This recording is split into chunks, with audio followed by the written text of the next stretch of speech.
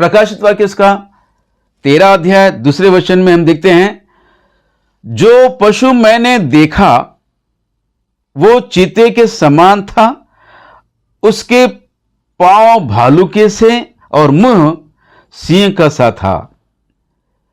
उस अजगर ने, ध्यान दीजिए यहां से, उस अजगर ने अपनी सामर्थ और अपना सिंहासन और बड़ा अधिकार उसे दे दिया। किसको क्या दिया है? उस अजगर ने अपनी सामर्थ और अपनी सिंहासन का बड़ा अधिकार उसे दे दिया। ये उसे दे दिया, ये वो कौन है? तो वो उसका पुत्र है। हां मेरे दोस्तों, वो विनाश का पुत्र, सर्प का पुत्र। आइए हम पढ़ेंगे थिस्सलुनीकी की पत्री, उसका दूसरी पत्री, और हम देखते हैं दूसरी पत्री 2 अध्याय 3 वचन में लिखा है, किसी रीति से किसी के धोखे में ना आना, क्योंकि वो दिन ना आएगा जब तक धर्म का त्याग ना हो ले और वो पाप का पुरुष अर्थात विनाश का पुत्र प्रकट ना हो। वो पाप का पुरुष, विनाश का पुत्र, विनाश करने वाला उस सर्प का पुत्र एक पुत्र है। उस पुत्र को अजगर ने, शैतान ने अपना सारा अधिकार, सिंहासन का बड़ा अधिकार उसे सौंप दिया है। तो दोस्तों, इसका मतलब यह है, सर्प का भी, शैतान का भी अपना एक पुत्र है जिसको उसने अपना सारा अधिकार दे दिया है। लेकिन आज उसकी स्थिति क्या है? तो हम देखते हैं 17 वचन में, 17 वचन में देखते हैं, 17 अध्याय में हम देखते हैं, प्रकाशित वाक्य उसका 17 अध्याय और 8वें वचन में देखते हैं, जो पशु तूने देखा है वो पहले तो था पर अब नहीं है, और अथाह कुंड से निकलकर विनाश में पड़ेगा। दोस्तों, जो पशु तूने देखा है वो पहले था पर अब नहीं है, अब वो फिर निकाला जाएगा। पहले था, अब नहीं है, अब आने वाले दिनों में वो निकाला जाएगा। ध्यान दीजिए मेरे दोस्तों, और उसके बारे में और हम देखते हैं, यहां पर आगे पढ़ते हैं।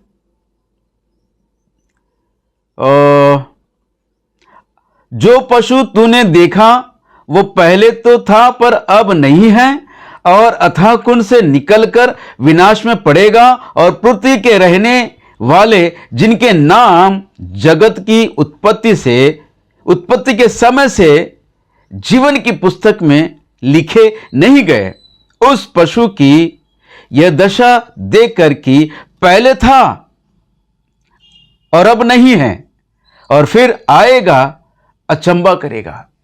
पहले था, अब नहीं है और आने वाले दिनों में आएगा, और उसके आश्चर्य कर्म को देखकर लोग अचंभित हो जाएंगे। लिखा है कि वो अचंभा करेगा, लोगों को आश्चर्यचकित में डाल देगा।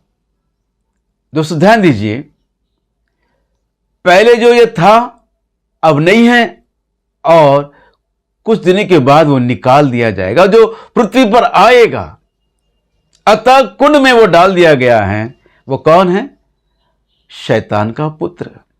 शैतान का पुत्र, वो अजगर ने अपने पुत्र को सारा अधिकार दे दिया है, अपने सिंहासन का अधिकार दे दिया है। तो प्रश्न ये उठता है कि इसका जन्म कब हुआ है? उसका एक पुत्र है, हमने ये जान लिया है, पर इसका जन्म कब हुआ है? तो दोस्तों आइए हम पढ़ेंगे उत्पत्ति किताब उसका 10वां अध्याय, और मैं आपको उसका 8वां वचन पढ़ के सुना रहा हूं। कृपया आप अपने बाइबल में ध्यान दीजिए। लिखा है, कूश के वंश में निम्रोद भी हुआ, पृथ्वी पर पहला वीर वही हुआ, वही यहोवा की दृष्टि में पराक्रमी, शिकार खेलने वाला ठहरा। वही यहोवा की दृष्टि में पराक्रमी और शिकार करने वाला ठहरा। कौन है ये? निम्रोद। निम्रोद नूह के वंश में जन्मा हुआ कूश का पुत्र है। कूश के और भी बहुत सारे पुत्र हुए हैं, पर उनके विषय में परमेश्वर ने ऐसा नहीं कहा। परमेश्वर ने निम्रोद के विषय में कहा है कि वो तो पराक्रमी और शिकार खेलने वाला है। तो क्या इसका मतलब यह है निम्रोद जो शिकार करने वाला है वो जंगली जानवरों का शिकार करता है, और वो जंगली जानवरों का शिकार करता है इसलिए परमेश्वर ने उसको पराक्रमी और शिकार करने वाला कहा है? नहीं मेरे दोस्तों, दुनिया में बहुत सारे ऐसे लोग हैं जो आज भी शिकार करते हैं जंगली जानवरों का। तो क्या वे सभी लोग परमेश्वर की दृष्टि में पराक्रमी और शिकार करने वाले ठहरेंगे? परमेश्वर की दृष्टि में नहीं मेरे दोस्तों। परमेश्वर की दृष्टि में, यहोवा परमेश्वर की दृष्टि में जो पराक्रमी और शिकार करने वाला ठहरा है वो निम्रोद। उसका शिकार कौन है? तो परमेश्वर की संतान है। आदम की संतान को उसने अपना शिकार बनाया है। दोस्तों, हम देखते हैं उसने अपना एक राज्य को स्थापित करने की कोशिश की है। उसने अपने राज्य को स्थापित किया है और बेबीलोन में भी ऐसा एक राज्य स्थापित करने की कोशिश की है। और लिखा है, वचन कहता है कि आओ हम सब मिलकर ऐसा एक गुम्मट बनाएं, ऐसा एक गुम्मट बनाएं जो आकाश से बात करे और सारी पृथ्वी पर अपना नाम करे। अपना नाम करे इसका मतलब क्या है? यहोवा का नाम मिटा दे, यहोवा परमेश्वर का नाम मिटा दे। दोस्तों, ये इतना पराक्रमी और शिकार करने वाला परमेश्वर की दृष्टि में इसलिए ठहरा है। वो तो यहोवा के नाम को मिटाने की कोशिश कर रहा था अपने ज्ञान और अपने ज्ञान और शक्ति के द्वारा। हां दोस्तों, वो पराक्रमी शक्तिशाली हैं। उन दिनों में नपीली लोग रहा करते थे। उन दिनों में दानव रहा करते थे। नफीली जो लोग हैं वो साधारण लोग नहीं हैं। वो कम से कम लिखा है कि वे देवदारों के देवदार के वृक्ष जितने ऊंचे होते हैं वे उतने ऊंचे हुआ करते थे। दोस्तों, इजरायली जब मिस्र से निकलकर कनान पहुंच रहे थे, कनान पहुंचने से पहले कुछ भेदियों को भेजा गया है। और वहां पर हम देखते हैं जो भेदी जाकर वहां देखा और वापस आकर जो रिपोर्ट लेके आए हैं उनके विषय में कहते हैं कि वे तो इतने पराक्रमी और इतने शक्तिशाली हैं, उनके सामने तो हम टिड्डियों के समान हैं। हां मेरे दोस्तों, हम देखते हैं, आइए हम पढ़ेंगे गिनती की किताब उसका 13 अध्याय और मैं आपके लिए गिनती की किताब उसका 13 अध्याय और आपके लिए मैं 33 वचन पढ़ के सुना रहा हूं। कृपया ध्यान दीजिए। लिखा है, फिर हमने वहां नपीलों को अर्थात नपीली जाति वाले अनाकवंशियों को देखा और हम अपनी दृष्टि में उनके सामने टिड्डे के समान दिखाई पड़ते थे और ऐसे ही उनकी दृष्टि में मालूम पड़ते थे। दोस्तों, कनान में जाकर जब भेदियों ने जाकर देखा तो वहां जो लोग थे वो नपीली और अनाक वंशियों के लोग, उनको देखकर अपने आप को वो कह रहे हैं कि हम उनके सामने तो टिड्डियों के समान हैं और उनकी दृष्टि में भी हम टिड्डी हैं। दोस्तों ध्यान दीजिए, इजरायली लोग अपने आप को उनके साथ जब तुलना कर रहे हैं तो अपने आप को कहते हैं कि हम तो टिड्डियों के समान दिखाई पड़ते हैं। तो मतलब यह है, तो उनका कद इतना ऊंचा है कि वे पहाड़ जैसे लोग हैं। देवदार वृक्षों के समान उनकी ऊंचाई होती थी। हां मेरे दोस्तों, वचन में लिखा हुआ है। वचन कहता है कि उन दिनों में जो लोग रहते थे वे देवदार के वृक्षों के समान, कम से कम 5 माले की बिल्डिंग जो होती है ना, उतना ऊंचा कद उनका हुआ करता था। ऐसे भयंकर कद वालों के लोगों को निम्रोद ने अपने वश में कर लिया, उन पर अपना अधिकार चला रहा है। तो क्या यह साधारण व्यक्ति है? दोस्तों, शैतान का पुत्र है। ये शैतान का पुत्र है जो कूश की पत्नी को उपयोग करके अपने पुत्र को जन्म दिया है। वह है निम्रोद। हाँ मेरे दोस्तों, ये बात सच है। आप ये कैसे कह सकते हैं कि कूश के वंश में जो जन्मा है, वो जो निम्रोद है, वो शैतान का पुत्र है? तो मैं आपसे कहना चाहता हूं, प्रभु यीशु मसीह क्या माता मरियम और यूसुफ का पुत्र है? नहीं ना। मत्ती लूका में हम देखते हैं कि लोग कहते हैं ये तो यूसुफ का पुत्र है, इसकी माता मरियम है। यीशु को भी लोगों ने माता मरियम और यूसुफ का पुत्र कहते थे। तो क्या यीशु मसीह यूसुफ का पुत्र हैं? दोस्तों ध्यान दीजिए, यीशु मसीह को दाऊद का वंश कहा गया है, वैसे ही शैतान का पुत्र वो सर्प का वंश कहा गया है। हां मेरे दोस्तों, निम्रोद सर्प का वंश है।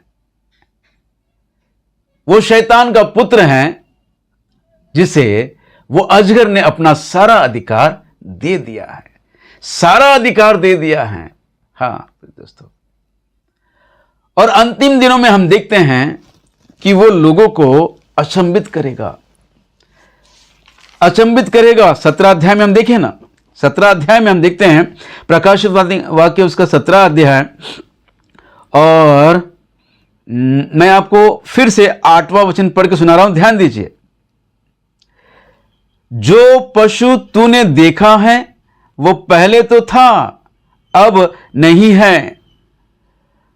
अतः कुंड से निकलकर विनाश में पड़ेगा, और पृथ्वी के रहने वाले जिसके नाम जगत की उत्पत्ति के समय से जीवन की पुस्तक में लिखे नहीं गए हैं, इस पशु की यह दशा देखकर कि पहले था और अब नहीं है और फिर आएगा, अचंबा करेगा, फिर आएगा और अचंबा करेगा।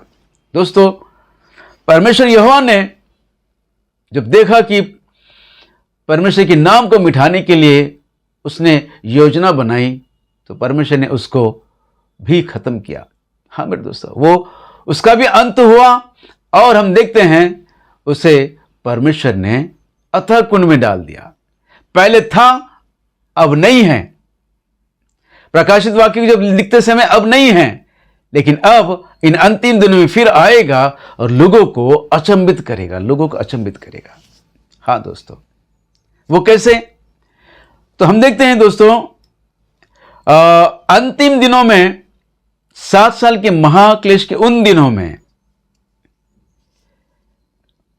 दानियेल की वो भविष्यवाणी, दानियेल की किताब उसका 9वां अध्याय 27 वचन में जो भविष्यवाणी है, लिखा है कि वो प्रधान आएगा, बहुतों के संग दृढ़ वाचा बांधेगा, और 1 सप्ताह का समय लेकर वो राज्य करेगा, और आधे सप्ताह के बीतने पर उसका राज्य पूरा गिर जाएगा। आधे सप्ताह के बीतने पर अन्न बलि और मेल बलि बंद कर देगा।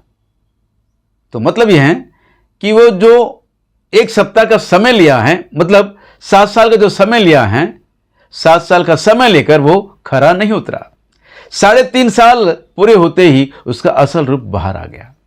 तो दोस्तों, यह और कोई नहीं है, यह अंतिम मसीह विरोधी का एक पात्र है, अंतिम मसीह विरोधी का एक खिलौना है। ये अंतिम मसीह विरोधी नहीं है, यह अंतिम मसीह विरोधी का खिलौना है, जिसे 1 सप्ताह का समय दिया गया है।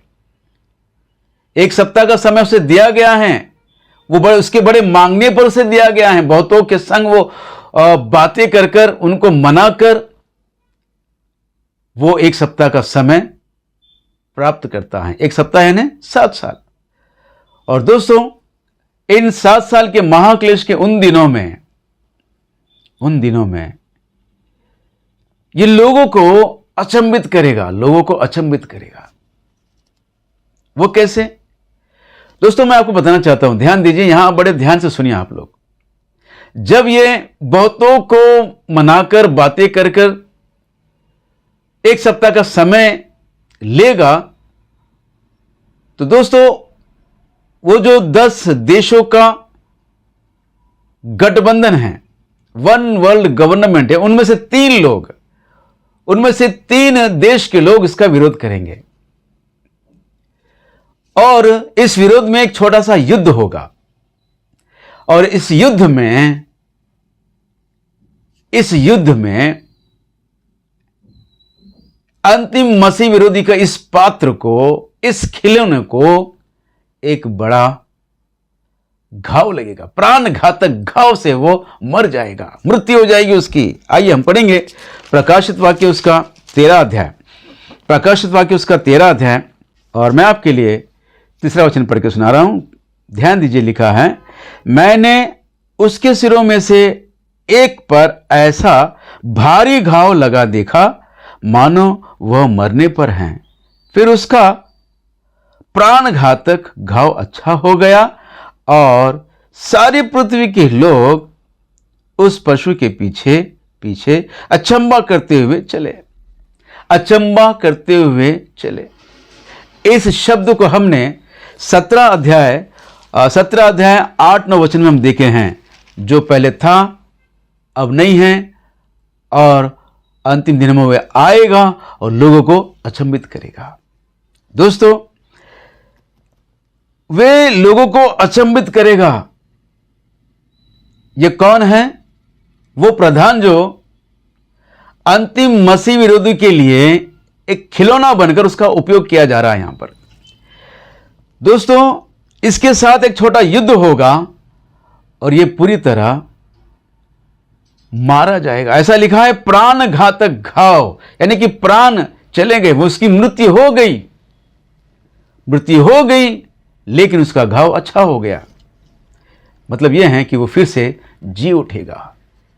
हां मेरे दोस्तों, उसकी अंतिम यात्रा निकलेगी, लोग उसके पीछे हो लेंगे।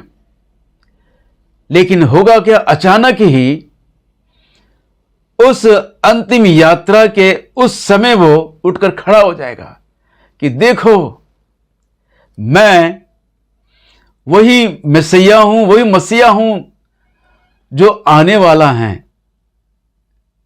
मैं वो मसीहा हूं जो तुम्हारे उद्धार के लिए तुम जो इंतजार में थे। मैं वो मसीहा हूं, मैं आ गया हूं।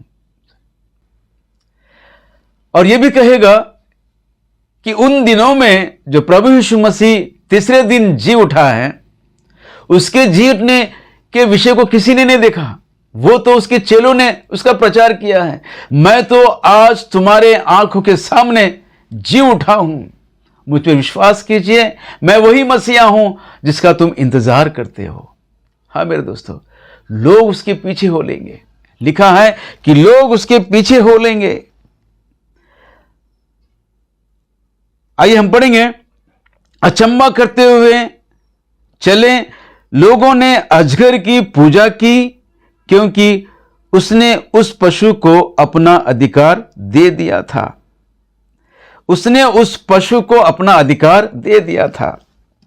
लोग अचंभित होकर उसके पीछे हो लेंगे। और लिखा है, उसने उस पशु को अपना अधिकार दे दिया था। यह अधिकार देने वाला कौन है? शैतान, वो सर्प।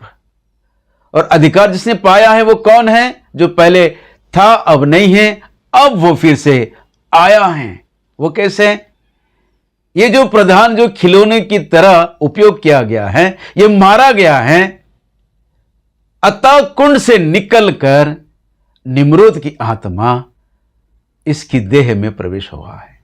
हाँ मेरे दोस्तों, इसकी देह में प्रवेश होकर वो तब जाकर फिर 3.5 साल पूरे 7 साल के महाक्लेश के उन दिनों में 3.5 साल पवित्र लोगों से लड़ेगा। उसे यह भी अधिकार दिया जाएगा, लिखा है मेरे दोस्तों। आइए हम पढ़ेंगे 13 अध्याय 5 वचन, प्रकाशित वाक्य 13 अध्याय 5 वचन लिखा है, बड़े बोल बोलने और निंदा करने के लिए उसे एक मुंह दिया गया है और उसे 42 महीने तक काम करने का अधिकार दिया गया है। 42 महीने तक काम करने का अधिकार दिया है। कौन सा काम करेगा? आइए हम पढ़ेंगे। 42 महीने तक उसे काम करने का अधिकार दिया गया है। 6वें वचन देखते हैं, उसे परमेश्वर की निंदा करने के लिए उसने परमेश्वर की निंदा करने के लिए मुंह खोला कि उसके नाम और उसके तंबू अर्थात स्वर्ग में रहने वालों की निंदा करें। और हम 7वें वचन देखते हैं, उसे यह भी अधिकार दिया गया कि पवित्र लोगों से लड़े। पवित्र लोगों से लड़े। पवित्र लोग यानी प्रभु यीशु मसीह कलीसिया उसकी दुल्हन से लड़े। दोस्तों,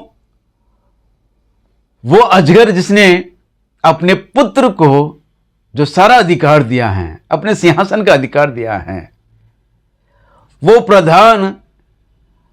प्रधान जो बहुतों के संग